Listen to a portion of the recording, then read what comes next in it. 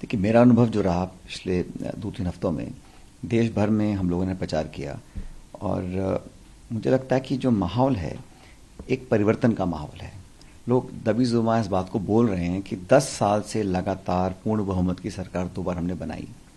हमको जो आश्वासन दिए, जो वादे किए, उसको पूरा नहीं कर सके और अब पुनः जो चुनाव हो रहे हैं, उसमें लोग कहीं न कहीं एक चेंज चाहते हैं, ऊब चुके हैं उन्हीं बातों से, उन्हीं जुमलों से, उन्हीं वादों से। और ये चेंज तब होता है जब सामूहिक लोगों का, इसमें कोई एक प्रांत या एक समुदाय या एक सेक्शन की बात नहीं है, लगभग सभी लोगों का मन है कि बदलाव होना चाहिए। और जो उत्तर भारत है, जहाँ पर बीजेपी कांग्रेस का सीधा कंटेस्ट है, वहाँ पर सबसे ज़्यादा मुझे एक बदलाव की आहट दिख रही है। और यहाँ पर लोग इलेक्शन फॉर चेंज करेंगे, मतदान करेंगे और कांग्रेस को अच्छा बहुमत मिलेगा, ऐसा मैं मानता हूँ, खासकर उन स्टेट्स में जहाँ बाइपोलर कॉन्टेस्ट है कांग्रेस और बीजेपी का।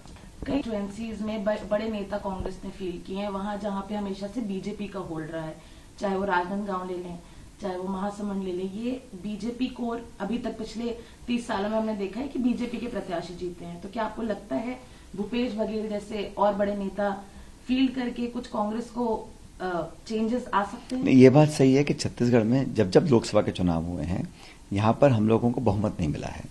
लेकिन इस बार क्योंकि हमारे कैंडिडेट का सिलेक्शन, हमारा कैंपेन, हमारा मैनिफेस्टो, हमारी स्ट्रैटेजी, जो नैरेटिव हमने बनाया है, बड़ा सकारात्मक है, पॉजिटिव है।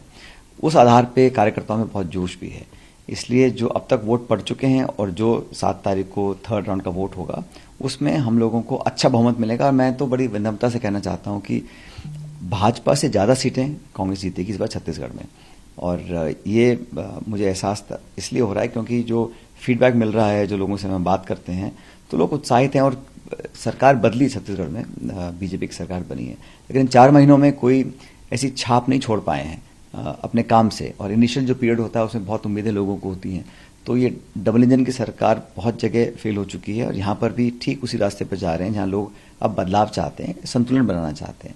बीजेपी को बहुत बहुमत दिया लोगों ने, 2019 में 300 पार करा दिए थे। उसके बाद से क्या हो रहा है आप देख रहे हैं, वहाँ पे किसानों के खिलाफ कानून बन रहे हैं, नोटबंदी हो रही है, निर्वाचित मुख्यमंत्री को जेल में डाला जा रहा है, एजेंसीज का दुरुपयोग किया जा रहा है। तो कहीं ना कहीं लोग अब इसको, संस्थाओं को जो कमजोर करने की रणनीति है केंद्र सरकार की, लोग उसके विरोध में हैं। और जनमानस चाहती है कि यहाँ पर एक नई सरकार का निर्माण हो, जिसकी एक अलग ब्लूप्रिंट हो, एक रोड मैप हो। और हम लोगों ने जो मैनिफेस्टो दिया है कांग्रेस ने, उसको लोग पसंद कर रहे हैं। उस मैनिफेस्टो को जानबूझ के कंट्रोवर्शियल बनाने की कोशिश कर रहे हैं, लेकिन हमारे मैनिफेस्टो में साफ लिखा है, हर गरीब परिवार को 1 लाख रुपया साल का, 30 लाख खाली पद भरेंगे हम लोग, एमएसपी पे कानून बनाया जाएगा। तो नरेगा की जो मिनिमम पेमेंट है वो 400 रुपये प्रतिदिन करना चाहते हैं, ताकि गरीबों के हाथ में संसाधन आए। तो उस मैनिफेस्टो को लेकर भी जानबूझ के बिल्कुल कोरे झूठ बोले जा रहे हैं, उसको कंट्रोवर्शियल बनाने के लिए।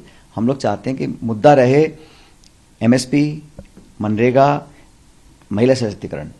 बीजेपी कर रही है मुसलमान हिंदू, मंदिर मस्जिद, मंगलसूत्र, इन बातों का कोई मतलब नहीं है। कहाँ से ले आते हैं, किस चीज़ से ध्यान डाइवर्ट करने के लिए। तो मुझे लगता नहीं कि बहुत ज़्यादा लोग इस नैरेटिव को पसंद कर रहे हैं। सर, एक जेडीएस के कर्नाटका के लीडर हैं प्रज्वल रेवन्ना, उनका एक वीडियो वायरल हुआ है और काफी ऐसा हरासमेंट वीडियोस हैं जिसमें कई महिलाओं को हरास करने का बात नहीं। जो केंद्र में लोग बैठे हैं, और हमेशा आपने पहले भी देखा, जो हमारी महिलाएं जो पहलवान थीं, ओलंपिक के मेडल जीते हुए थे, उन्होंने भी बहुत दिनों तक आंदोलन किया और न्याय की मांग करी, उसको पूरा नहीं कर पाए।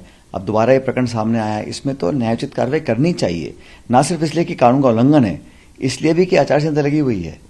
आचार संहिता लगी हुई है, कानून का उल्लंघन हो रहा है, और इस प्रकार से इस व्यवहार को कोई टॉलरेट नहीं कर सकता। सभ्य समाज में इस प्रकार की हरकतें करना कतई मंजूर नहीं है, और मुझे लगता है कि सख्त कार्रवाई करनी चाहिए, चाहे कोई कितना बड़ा व्यक्ति हो, किस पद पे हो, किस दल का हो, फर्क नहीं पड़ता। लेकिन इस प्रकार के घिनौने जब कृत सामने आते हैं, तो उसका तो इफेक्टिव और प्रभावी कार्रवाई करनी चाहिए। सर, एक 400 पार पे भाजपा ने 400 पार बोला है, स्लोगन दिया है कि इस बार मोदी सरकार 400 पार। वहीं आपने बोला है साउथ से साफ, नॉर्थ से हाफ। कैसे देखते हैं ये डायनामिक्स को? देखिए, वो तो 4 जून को पता पड़ेगा पब्लिक के मन में क्या है। लेकिन ये जो नारे बार बार देते हैं 300, 400, 500, इनके कोई पैर नहीं है इन बातों के। ये तो सिर्फ अपने कार्यकर्ताओं को मोटिवेट करने के लिए कर रहे हैं। पहले चरण में जो मतदान हुआ और जो फीडबैक आया उसके बाद जो भाषण भाजपा के नेताओं के आ रहे हैं उसे आप समझिए कि वो बैकफुट पे हैं, सहम गए हैं, घबराए हुए हैं और थोड़ा बहुत फ्रस्ट्रेशन भी दिख रहा है। तभी तो बेफजूल की बातें जिस प्रकार करी जा रही हैं जिनका कोई सर पैर नहीं है। और जहां तक आपने पहले पूछा कि ये संविधान, आरक्षण, ये मुद्दे चर्चा में क्यों आ गए, हम चर्चा में लेके नहीं आए।